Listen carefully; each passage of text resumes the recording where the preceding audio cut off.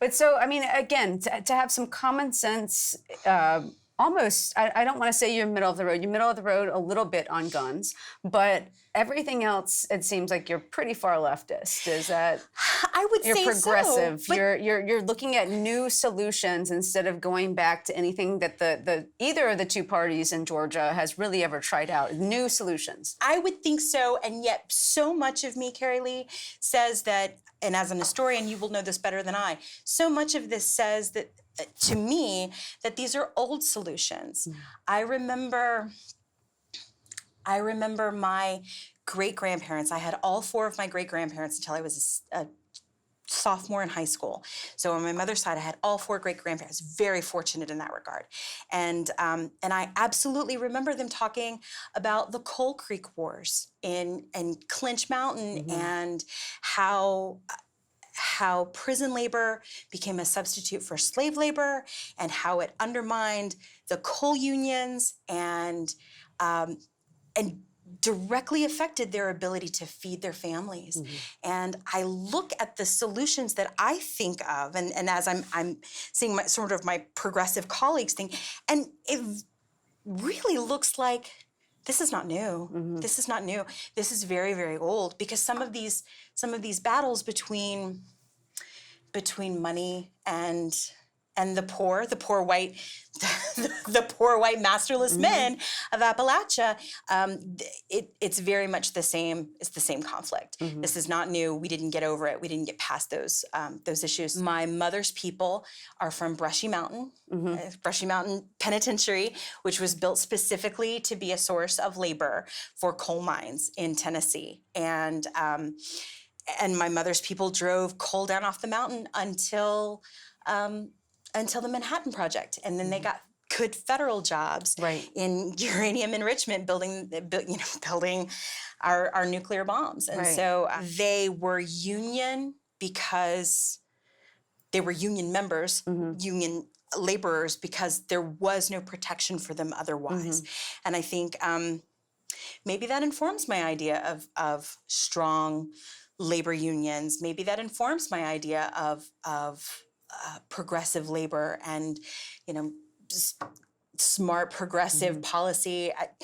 Again, this is what's been written out of the history of the South, is that there are all of these movements, not only biracial, but of poor whites, whether it's in the cotton mills or in coal mines or whatever, where they're not only very far leftist progressive labor movements, but they're socialists, they're communists in some cases, communists overthrowing the local government. And this is what's written out of history. And all white people in the South are painted with this static kind of old slaveholder, Jim Crow, white supremacy elevates everyone, and everyone white benefits and is economically okay because of white supremacy. And that's, I think, campaigns like yours, that's really where the power lies, is not only bursting that bubble within your local community, within your state, transgressing lines of race and class, but what it shows to the rest of America, because the South is so much more varied and progressive and multicultural and okay sexually with everything. I mean, again, the long history of really rural conservative areas in the South embracing homosexuality, or people that were, transsexual, transgender. And it's a long history. Yes, so many of my relatives never got married in a church. Never, not once. This idea that everybody in the South is Baptist and Republican, or Baptist and conservative, is a fairly new erasure of what we know to be true. In a lot of cases, you're absolutely right, they were communists. Guns and communism is there is no monolith of the South unless it's that. There's no monolithic Southern experience, I don't think. So, my Southern experience is very different from yours, it's different from everybody else's. But that, I think, this idea of ever fighting forward against a power that is greater and bigger and better funded than you for the good of you and everybody who has less.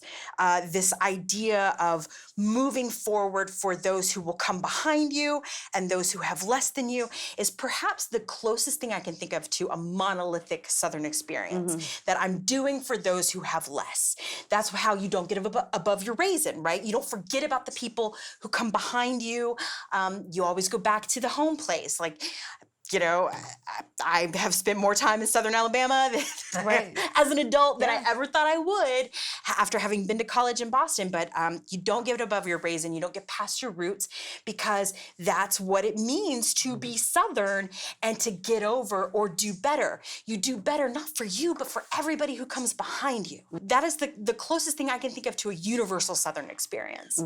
You know, I mean, it's very different in the, you know, in the northern South and the Appalachian South and, you know, the foothills versus the Cotton South versus Spanish Florida. It's all a very different Southern experience, but doing better for those who will come behind you is, as far as I can tell, the universal Southern experience.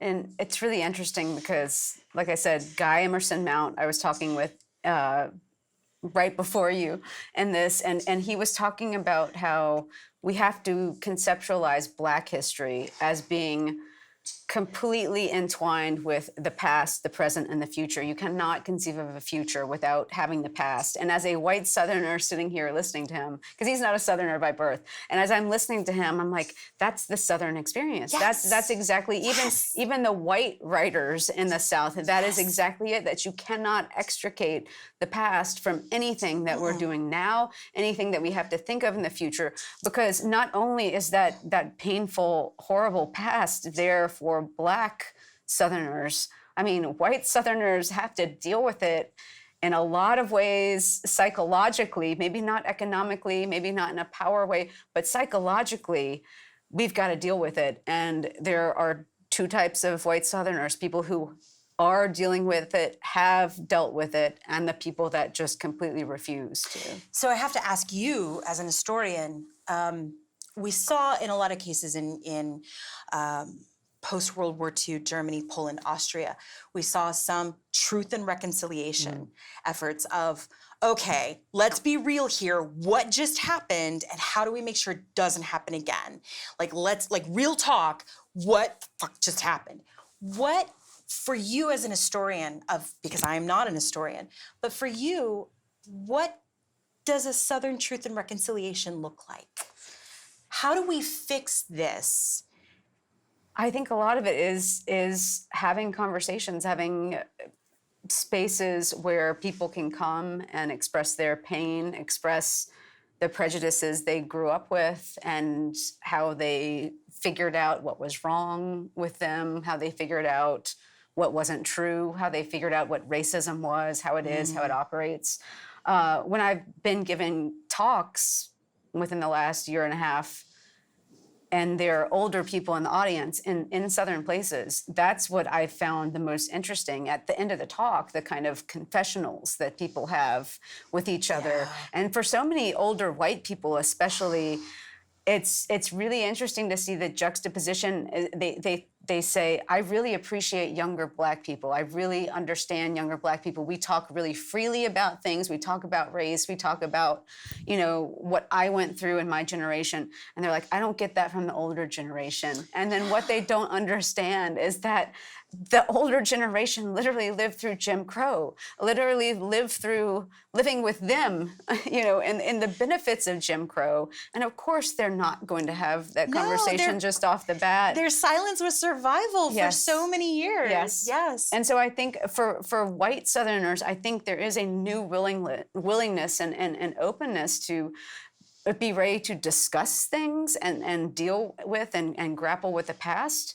And in knowing something about just how people deal with PTSD and everything, they don't tell the people who are closest to them. They don't tell their wives, their husbands, their children. They don't tell them about their experiences. They need to wait a generation, maybe two. They need to have distance from somebody on an emotional level before they're ready to open up, to spill what happened, what kind of horrible things they lived through.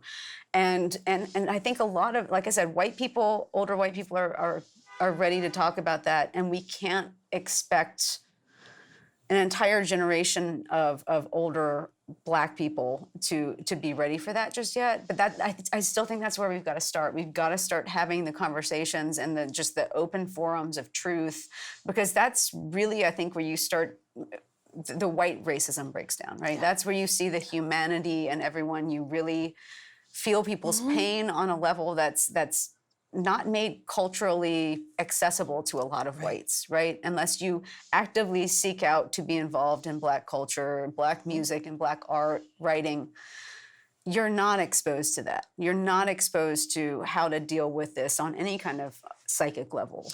There is a particular complicated sort of pain, and I don't mean to say that it is in any way a superior pain or a special or interesting pain. Or even analogous. No, yeah, no, right. But there is a very particular discomfort that comes with being a white person aware of their whiteness today, remembering having heard your parents say the N-word. Yep.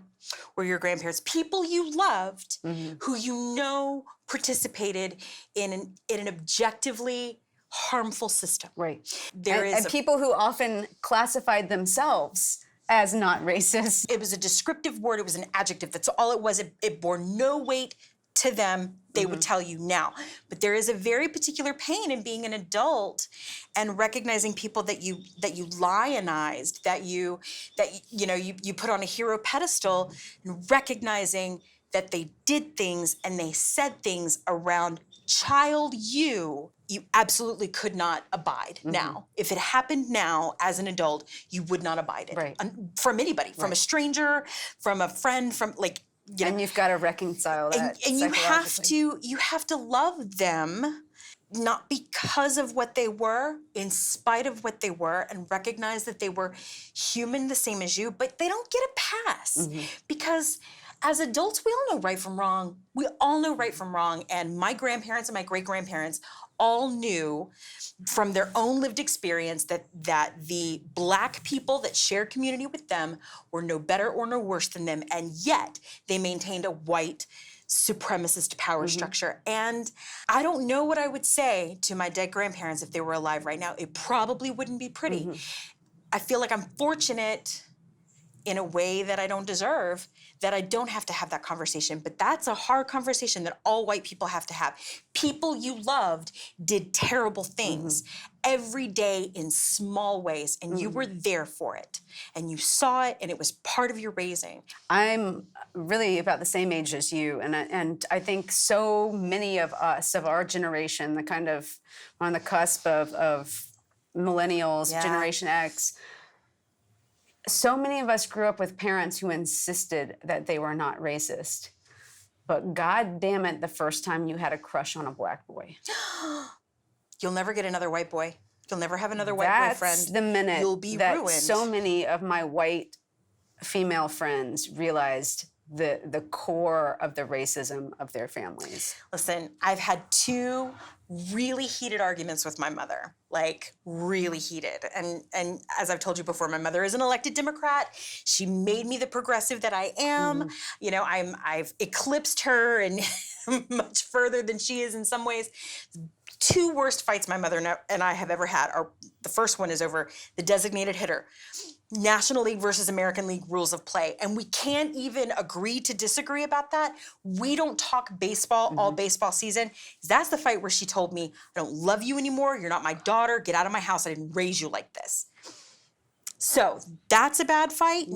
And the other really bad fight I've had with my mother was over do we give Susan B. Anthony a pass because she wanted suffrage only for white women? And I said, absolutely not. We don't give her a pass. We don't go put our I voted stickers on her headstone, because she could have done more. She very specifically excluded black women. And the one thing we don't do is have people stand in line for their rights. We don't say you first. Well, okay, black people first, and then we're gonna go back to indigenous people, and then, okay, maybe LGBTQ people, but like first we're gonna start with like the marriable gays, and then we'll go to the people who are gender non. We don't ask people to stand in line for their rights. It's human rights for everybody. It's not pie. It's not because I get some, you'll have less. We don't ask that of people, and the fact that she ignored that, Susan B. Anthony, Katie Stanton, Inez Mulholland, you know, in her white robes on her white horse, you know, that's fantastic.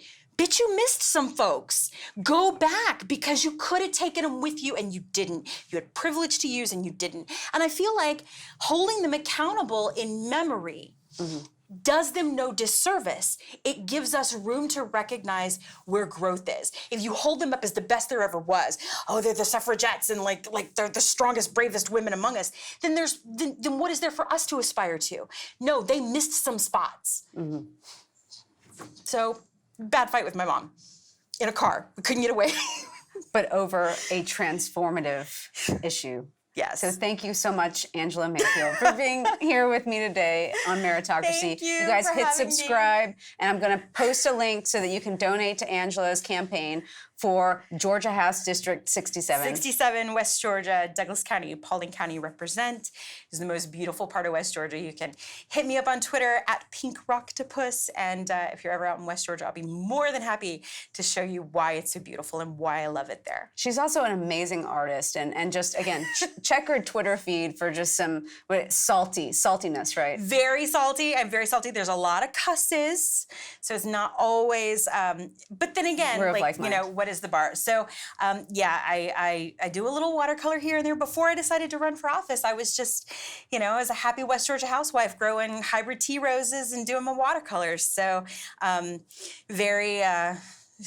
Very steel magnolias in some ways. Make a big donation, and she'll send you something really nice. It's that true. yeah, I do send handwritten thank you notes. I really do. with some beautiful artwork. Yeah. All right, thank you. Meritocracy, hit subscribe. Thanks you. so much. Awesome.